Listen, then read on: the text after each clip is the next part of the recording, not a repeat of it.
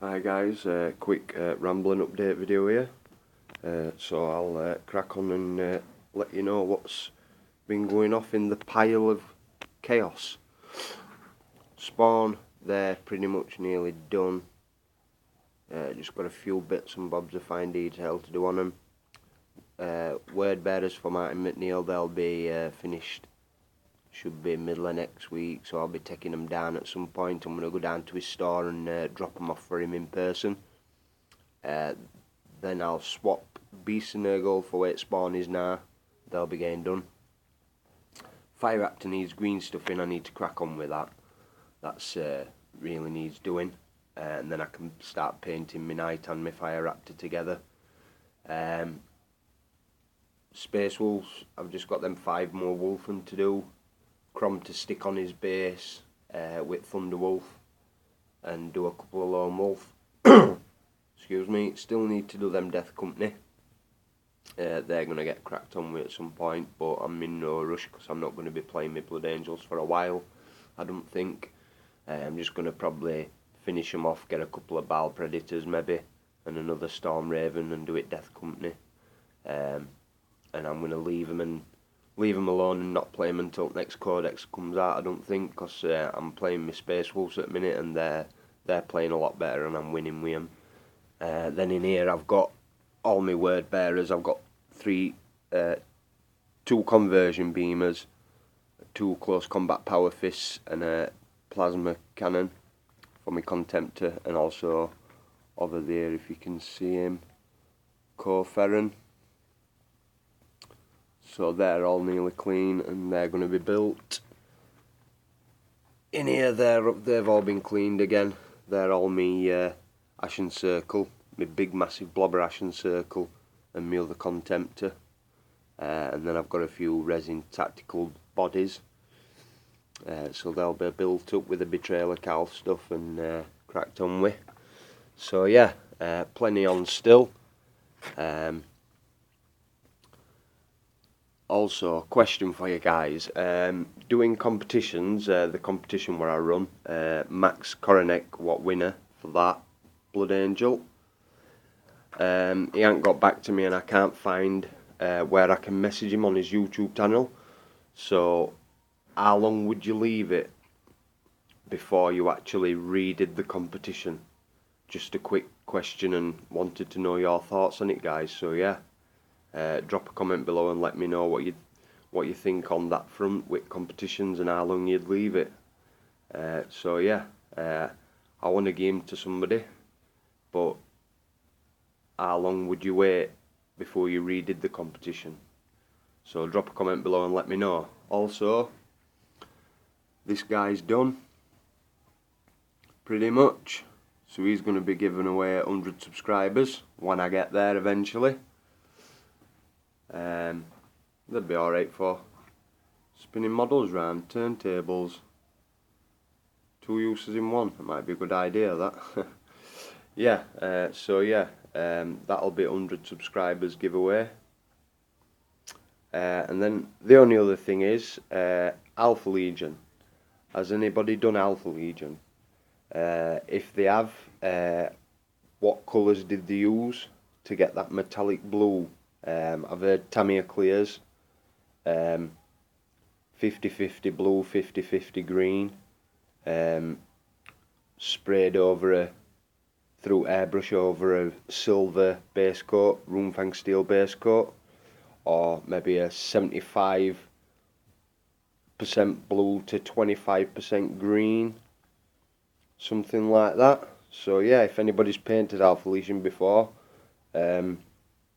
drop a comment below on what clear colours you'd use, or what you have used in past, or what blue clears and green clears have people used, and what's good and what's not. So drop a comment below, a bit of advice from your guys if anybody's done Alpha Legion, or if anybody's used any of the clear paints over a metallic.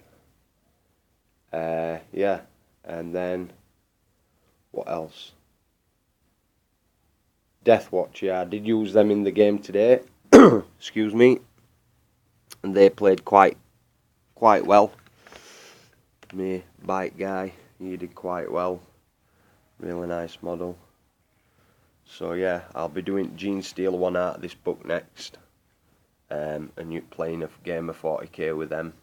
And so I've got both at rule sets. I've got the ones in here for the Death Watch, and the ones in here for the Gene Steele Occult. So I'll use them next and see how they go. Maybe run them with some Tyranids, because I've got a few Tyranids. So yeah, they did. Just put him back down there. Out of way, and he's. So yeah, they didn't do too bad. Quite good.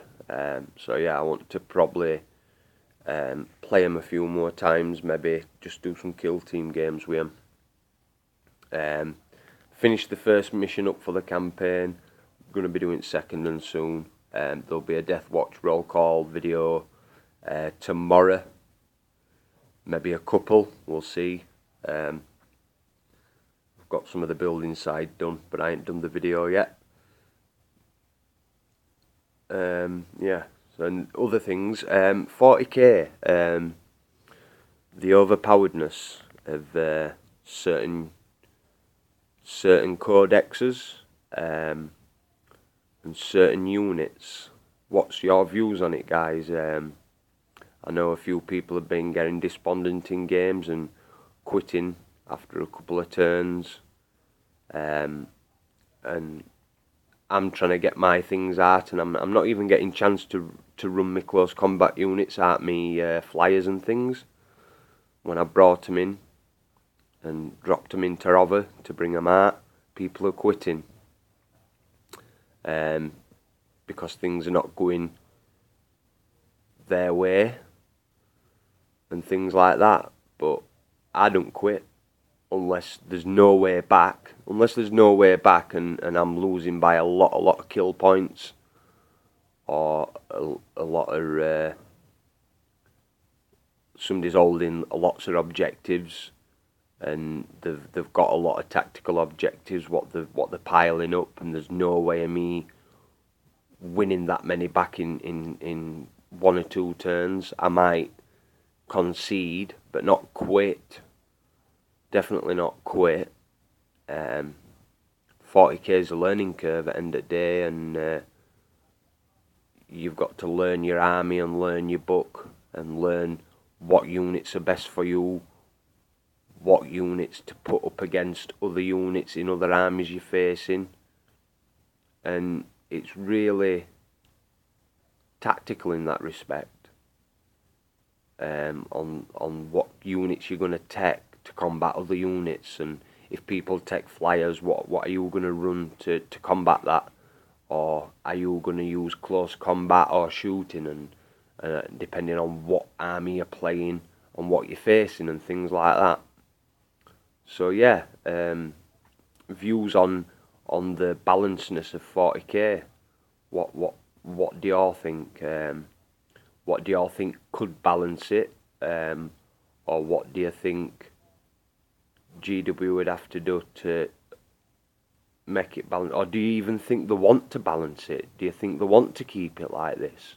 Is it that keeping it like this makes them money by releasing codexes sporadically?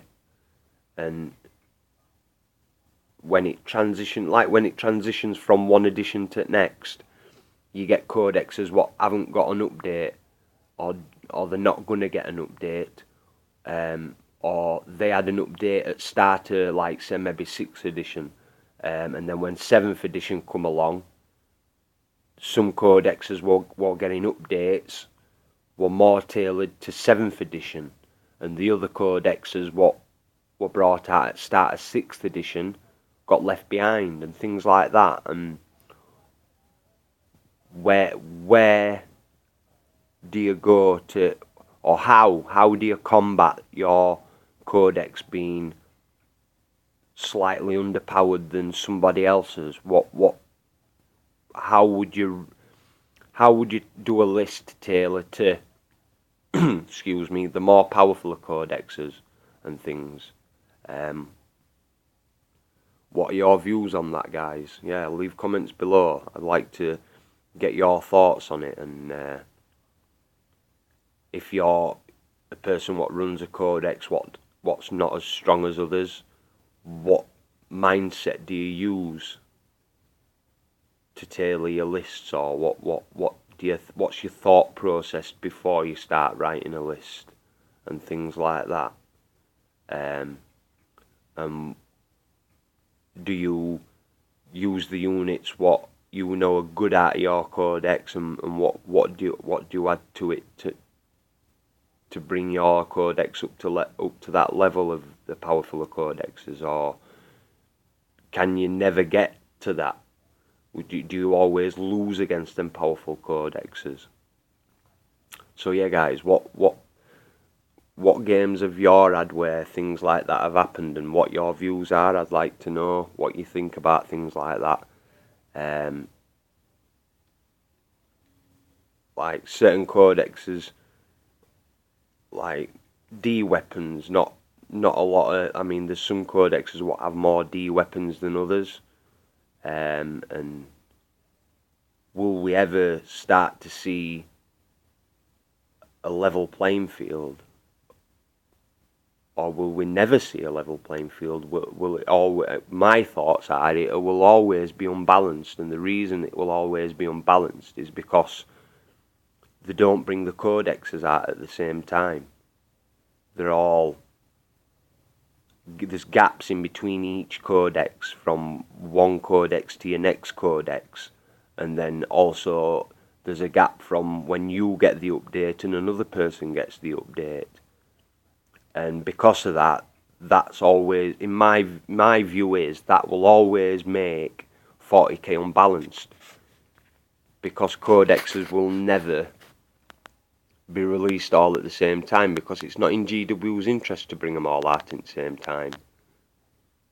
Or is it that they can't physically do that? My thoughts is they would be able to do that if they took a period of time and said, right, we'll crack down and get all the army's codexes done. We'll release them all in one go, and we'll keep doing that every so often.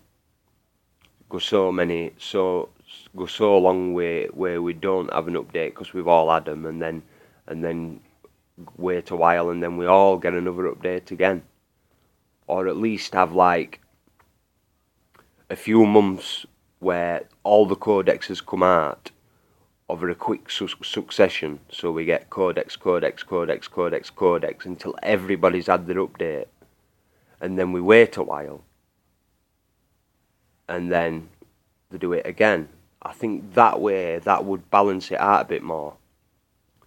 If all those codexes come out nearer each other, and we got a codex for that army, codex for that army, codex for that army, over a quick period, and then we waited a while, and then it happened again, and then same as when the main rule book comes out, sort of thing. So I mean, it's not too bad with main rule books, but if they're going to bring a main rule book out, bring the main rule book out, and then bring all the codexes out really quickly after that. In my opinion, that would balance it a bit more. People said, I've had this conversation with people before, and they said that it wouldn't be physically possible for them to do that, but I think it would. I think a company like GW, with the resources what they have and with the money what they've got, they would be able to do that. I think they just choose not to, so that there's this unbalancedness. So everybody's chasing that balance. Well, not balance, but everybody's wanting that competitive codex. So what can they do to make it competitive for themselves? So, i.e., they'll allied with this force and that force to compensate, because they're having to fight somebody else what's got all that funky stuff like D weapons and stuff, i.e. like Tau and Eldar, Necrons.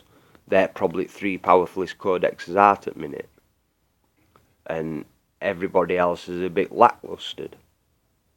And to be able to compensate, you've seen people allied. Like, I know my Blood Angels have done well if I've allied with Skitarii or Mechanicus, things like that. So when I allied my Blood Angels with something else, they tend to do alright. But I'm having to ally with something else what's a bit more powerful than mine to make mine competitive against certain armies. So yeah, it's a bit of a